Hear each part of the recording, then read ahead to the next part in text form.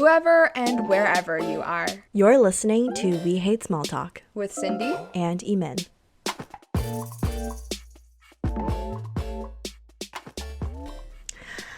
Hello everyone, welcome back to We Hate Small Talk for another episode. Today I am super excited about what we're gonna be discussing because it's about some of my favorite things, which are putting people into boxes and psychoanalyzing ourselves. Yeah, just, great topics for everyday chill convos. Exactly. But before we dive in, you also told me that you re-downloaded something.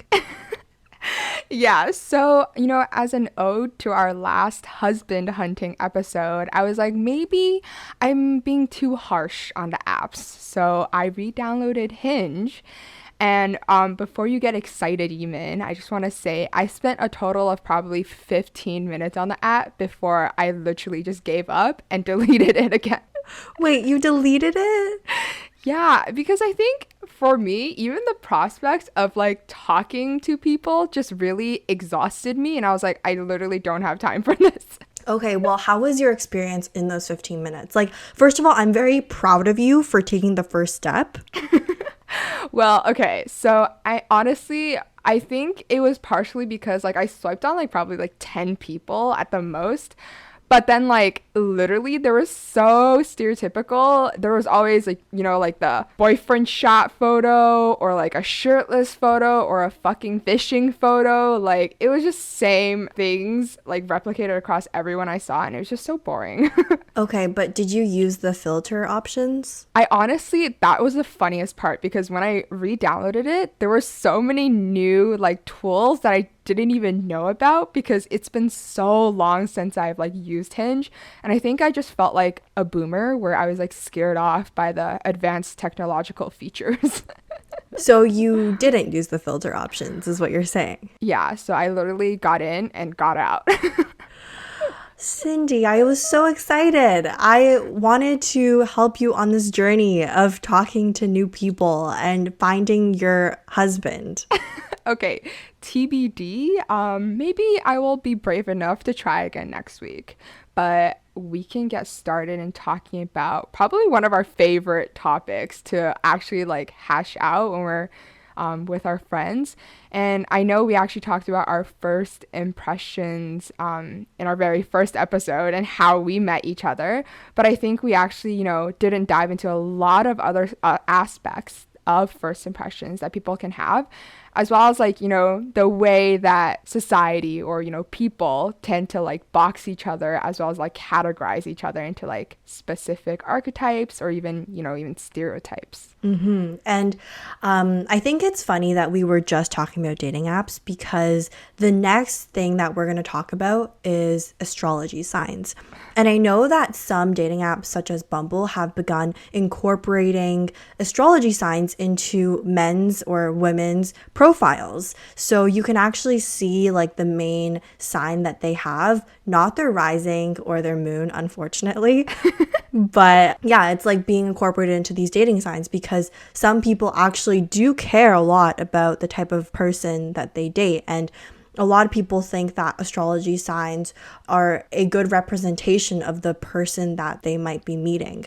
So I guess the very first question I want to ask is, Cindy, do you believe in astrology? Okay, for me, someone that is deeply rooted in logic and scientific facts, I think I doubt the validity of, being born in a certain time, deciding your entire personality. But I think regardless of whether I believe in it or not, astro signs are just so interesting to talk about and almost an immediate way to bond with people, right? I agree, but I would like to say that I have met a lot of people in my life. Not a weird flex, but I have met a lot of people who are, obviously everyone has a sign, and I notice these similarities between people of the same sign. So it leads me to honestly hold some sort of belief in astrology. Now, that doesn't mean that I believe in daily or monthly horoscopes per se, but I do think that sometimes people of the same sign can share the same type of traits, or sometimes people that are like water, air, fire signs, they can share similar traits because of the fact that they are a specific sign. And people might think that I am a little psycho for believing in zodiac signs, but I would like to just say that I have a high success rate in guessing people's signs. So I don't know. I think that there is some truth to it. Okay. Well, I mean, like, I guess we can get started on this, like, evaluation process on whether, like, signs actually are as accurate as they seem to be. But speaking of which, let's reveal our signs to the listeners, starting with you, Yimin. Thanks, Cindy, for asking. I'm a Sagittarius. I was born on December 12, so definitely have always been like the young one in my year. And I would say that I am pretty closely aligned to what my sign describes me as.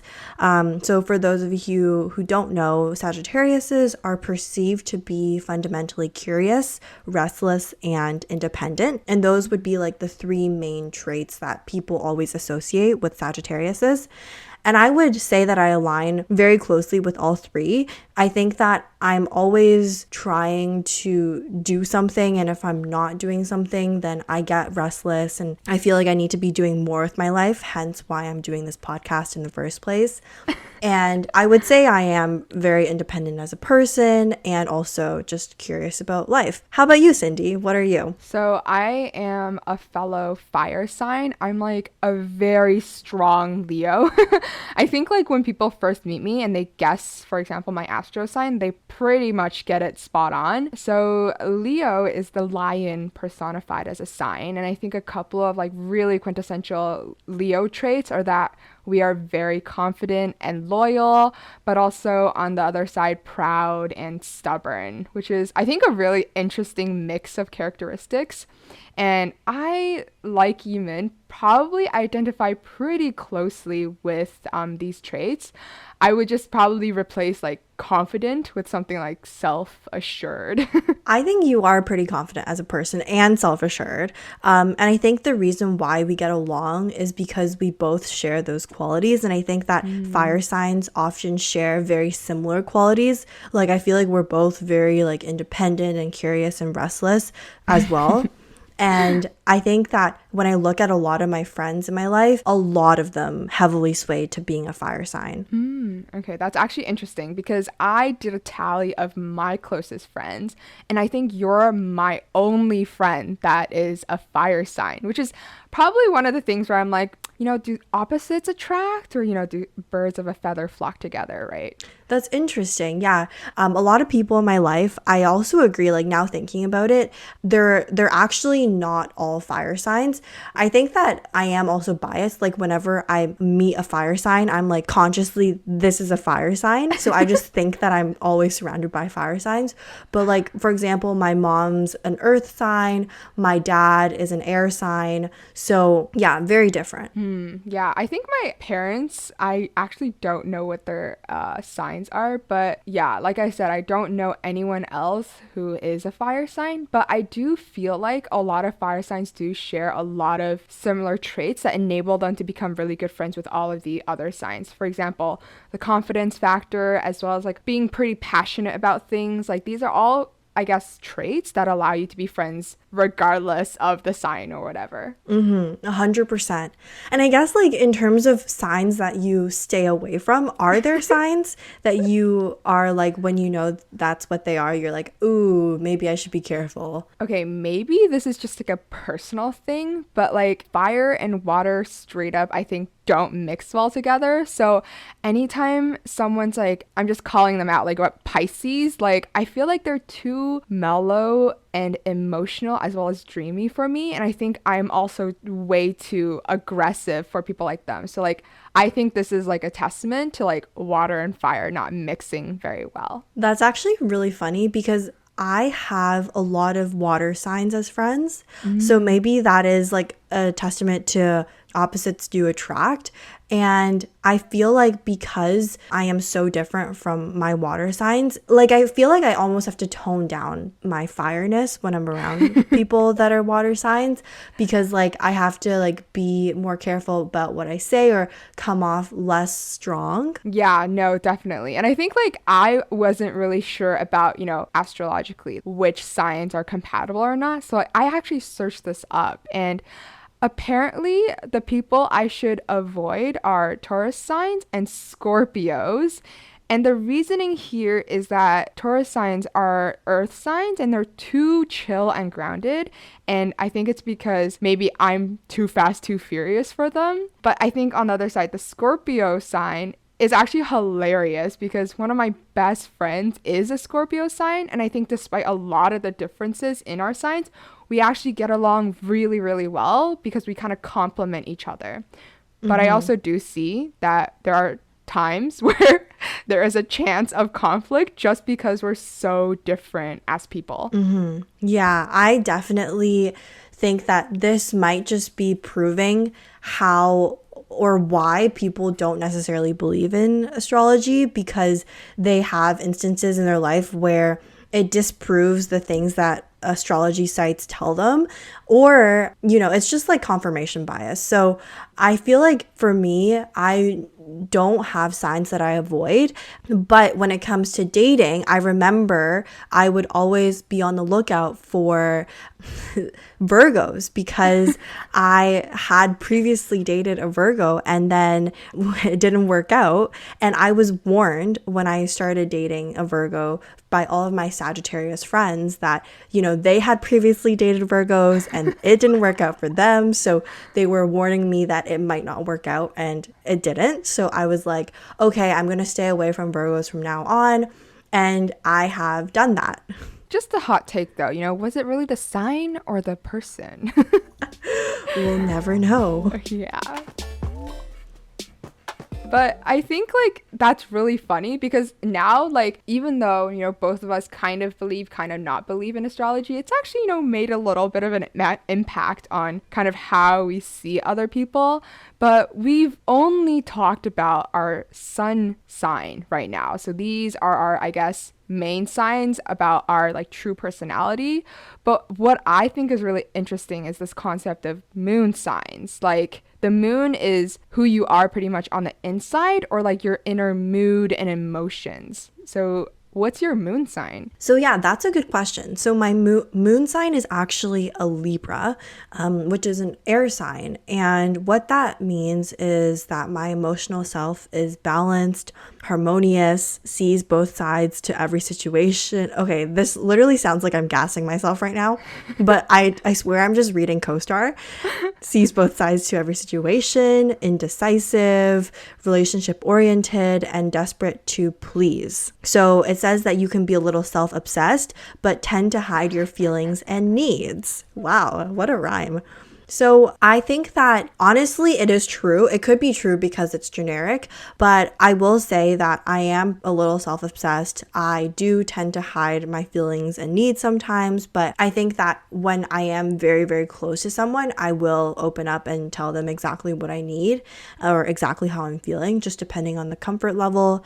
And I don't know if I would say my emotional self is balanced and harmonious, to be completely honest. I feel like my inner self is a roller coaster. Like I could easily see myself as a Sagittarius moon, just because I feel like I'm always like having a little debate on the inside about how I really feel about things. So I have no idea if this is accurate. But what is your moon sign, Cindy? So funny that you stay away from Virgos because I'm a Virgo moon, and I personally think that this conflict kind of with my sun sign is like super funny and probably apparent because I'm just like a pretty conflicted person in general. But I also feel like Virgos have kind of a bad rep, like you mentioned. Like they're usually thought of as like control freaks and being super high maintenance.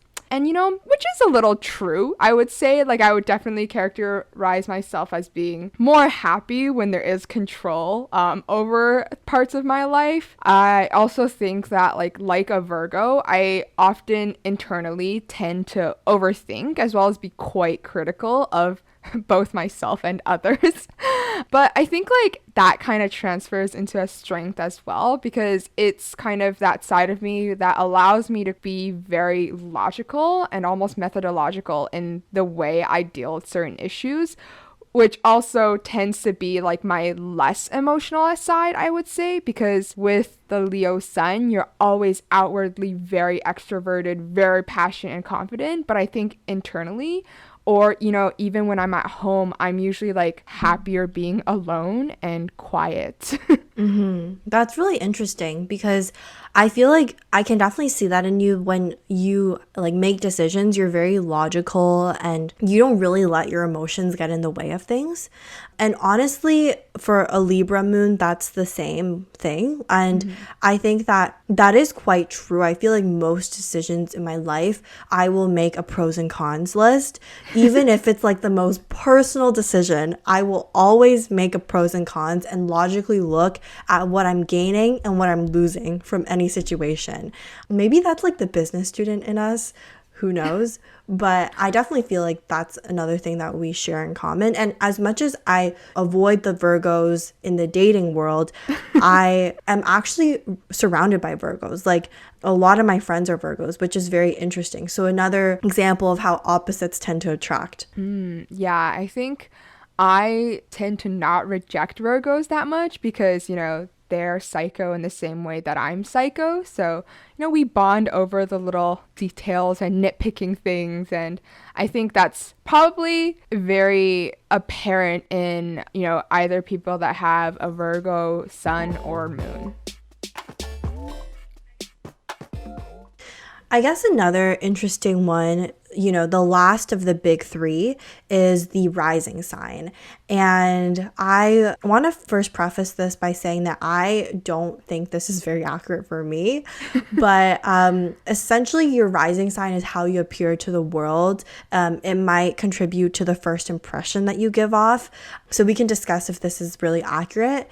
So Cindy, what is your rising sign? So the rising sign that I have is Taurus, which is interesting because this was the sign that I should technically avoid when dating because they're very stable, collected, they like order, and they're very meticulous in how they plan, as well as very aware of traditions and maintaining the status quo. So I think this in itself is very interesting because I personally didn't think that I was someone that liked to be, static and to be very orderly, but I can see how it kind of works in conjunction with like my Virgo side of controlling everything, being very neat and kind of like planning. So I can see it, but also I almost feel like, this overshadows that, Leo spicy fire that I have.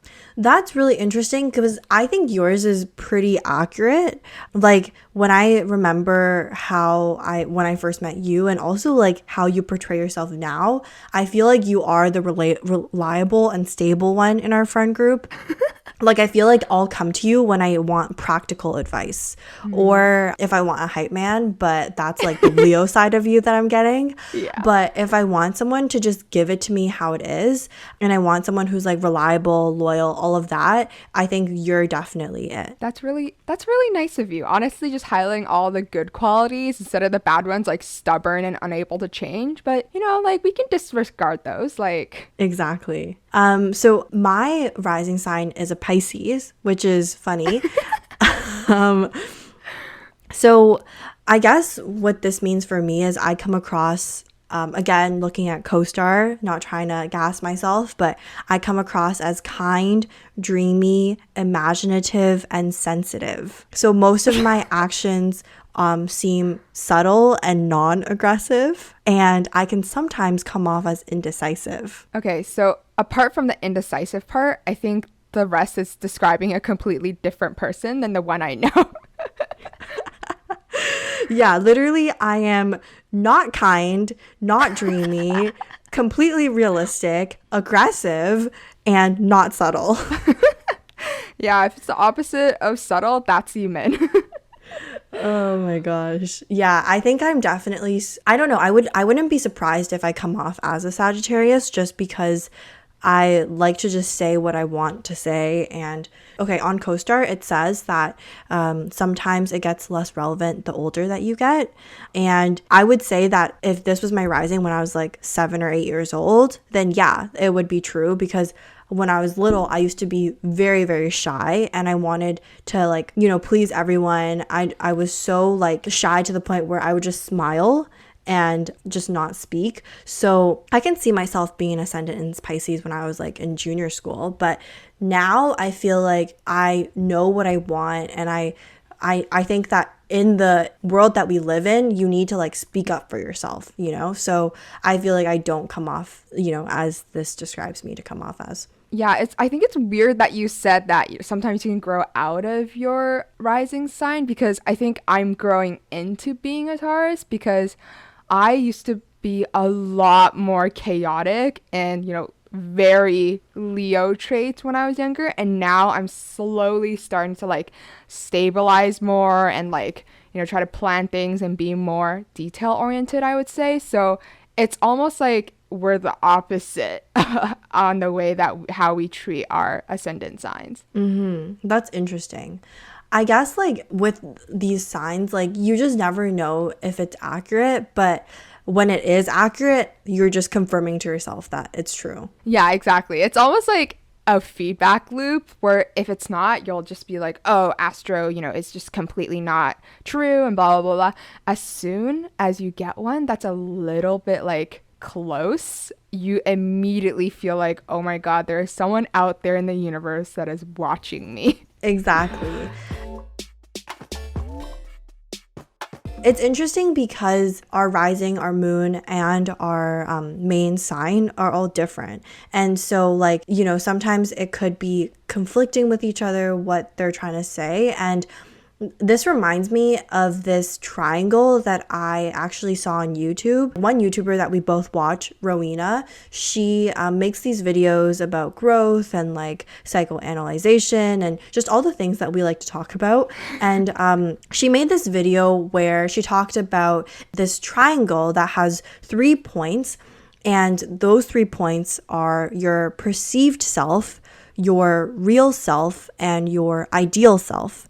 And so these 3 different types of selves are essentially supposed to like be describing who you are as a person. And the more closely aligned or the more farther apart they are supposed to describe how at peace we are with ourselves. Like, let me know if I'm describing this wrong. No. I think it's right. I think you described it perfectly. The distance between these 3 points is basically a measurement of conflict. And majority is like your internal conflict about how you kind of see yourself versus how you really are, as well as, how you want to be, which is really interesting. And I guess we can kind of like take that apart piece by piece and start talking about our perceived self, especially since we just talked about our rising signs.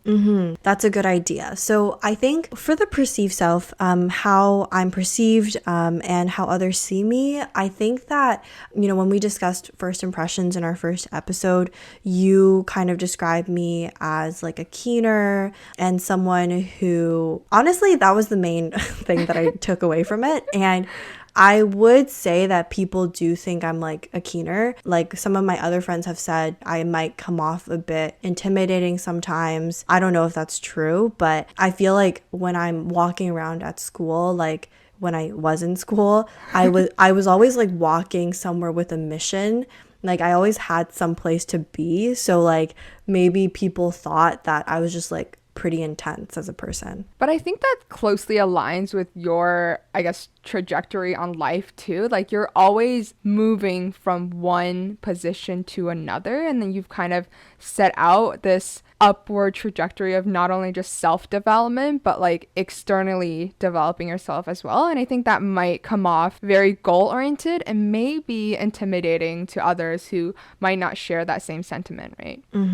Yeah. And I guess like for for how I really see myself, like my real self, the second point in the triangle, I feel like there's always more for me to do. And like I never think of myself as like being done or like even close to being done. Like I'm never really satisfied with who I am as a person, as sad as that sounds. Like even though I can be at peace with who I am right now, I always know exactly what I want to work on to get better. So I think like I guess who I really am is still like a pretty restless person.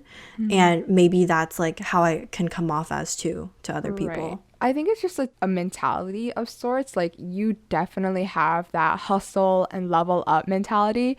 And I sometimes make fun of Yimin for it, where I'm like, yo, Yimin, what's the next iteration? Because I feel like she's always constantly trying to improve all aspects of her life. And it's definitely like, I see it as a strength like of hers. That's interesting. Yeah, because I'm surprised that even my friends pick up on it, because I feel like sometimes I'm the most chill around my friends. And like, I don't know, maybe I'm like too obvious with it. Not subtle at all.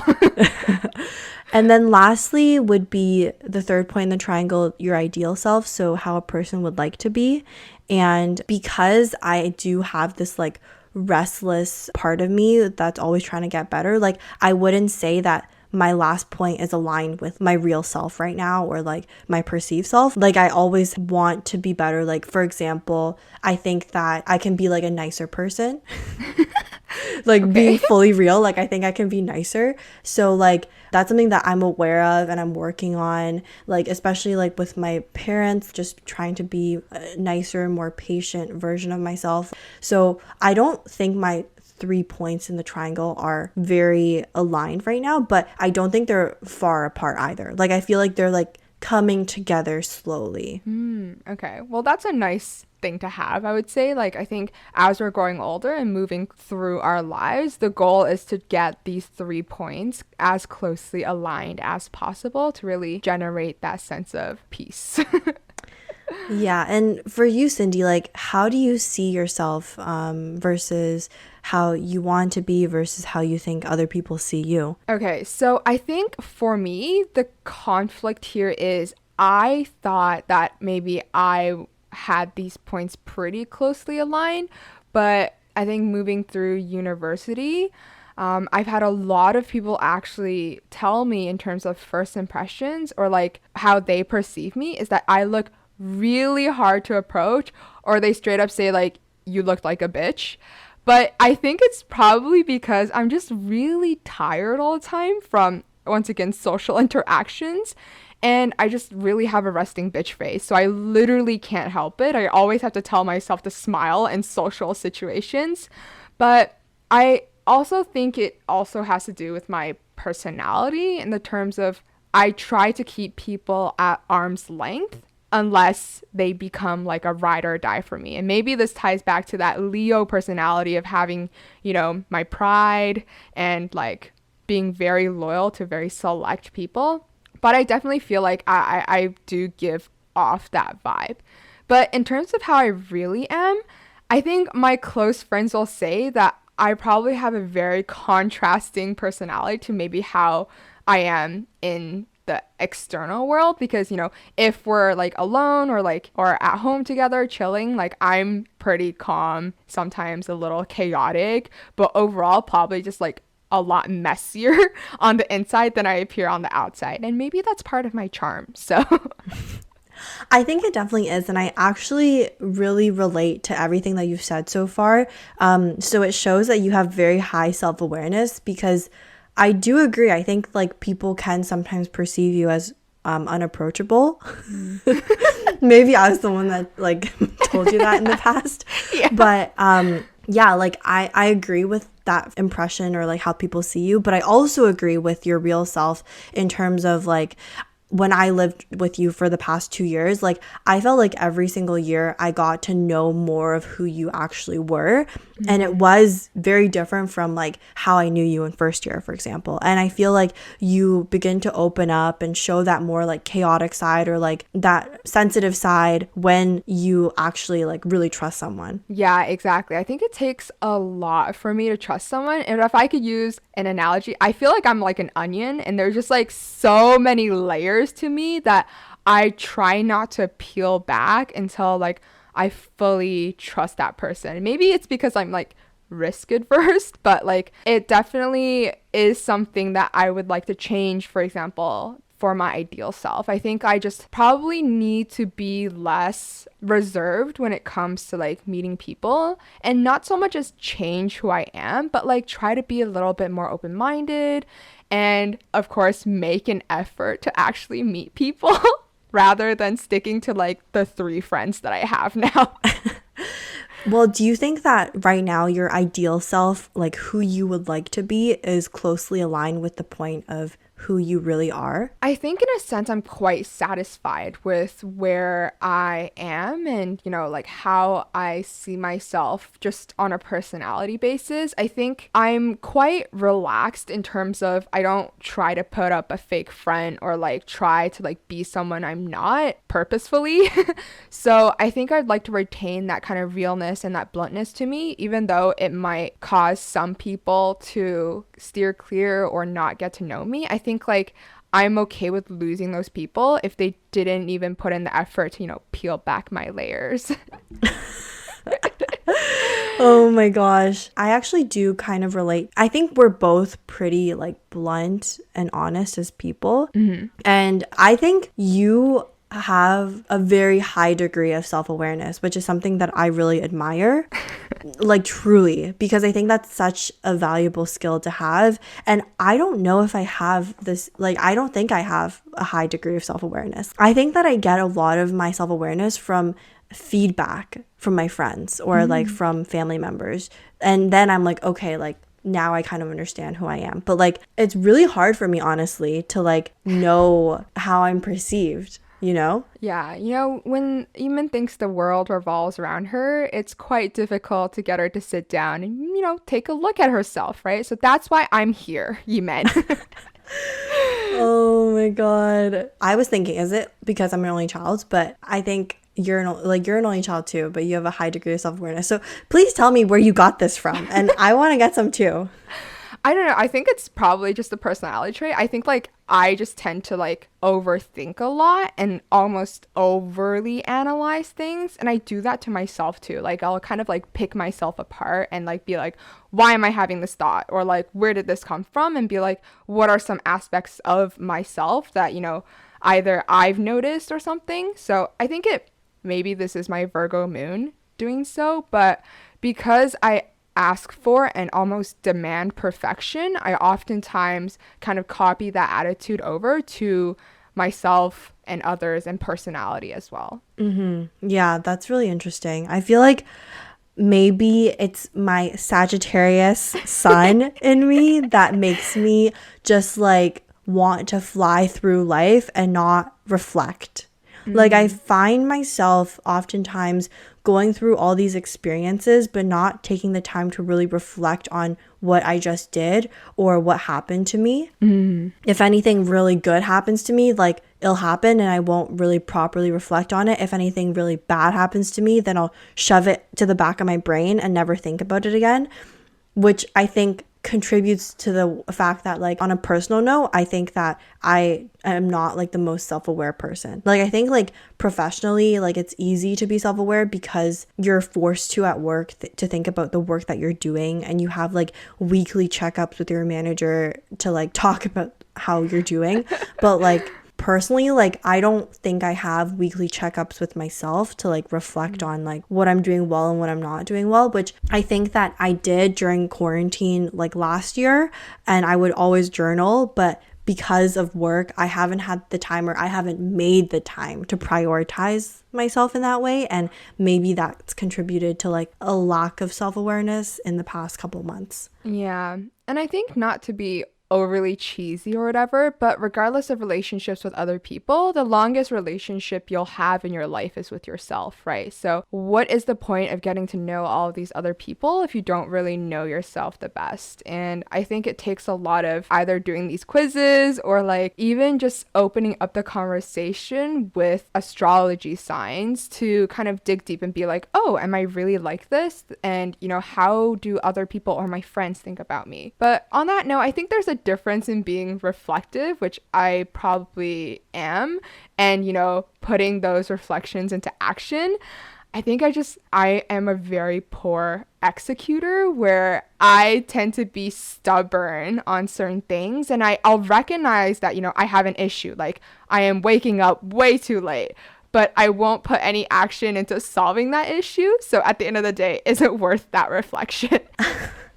Yeah, like I guess that's another thing, like action, you know? It's hard, honestly. It's hard. It's just so hard. Yeah, like honestly, at this day and age, like living through life and having society or external forces nitpick at you is already hard. And now we're suggesting, you know, go home and just nitpick at yourself. Literally. I think like the reason why I actually do like these personality quizzes and astrology and like, you know, the triangle, I think I like these things because it helps me gain more self-awareness.